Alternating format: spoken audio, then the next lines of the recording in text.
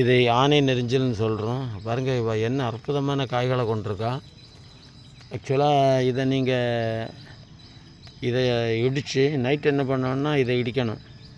இடித்து அதுக்கு கூடால ரேஷன் அரிசி கழுகின தண்ணியில் இதை ஊற போடணும். நைட்டு போட்டிங்கன்னா காலமாக ஒரு மாதிரி பலாக்காய்க்கு அரைக்க மாதிரி இதாகும். அது அளவுக்கு அதிகமாக போடக்கூடாது. ஒரு ஆளுக்கு ஒரு கைப்பிடி நிறைய தான், இலையும் விதையும் சேர்த்து ஒரு கைப்பிடி அதை போடுங்க. போட்டுட்டு அதை காலமாக வடிகட்டுறது கொஞ்சம் சிரமந்தான். நல்லா விரல போட்டு அந்த வடிகட்டியில் குத்துனீங்கன்னா அது உங்களுக்கு வடிகட்டும்.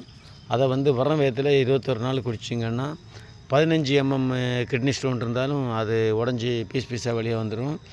ஆனால் ரேஷன் அரிசி கழுகின அரிசி தண்ணி தான் அதுக்கு ரொம்பவும் சிறந்தது. ஏன்னா அந்த ரேஷன் அரிசி 2 தடவை வேக வைக்கிற ஒரு நெல் எல்லாருக்குமே தெரியும்னு நினைக்கிறேன்.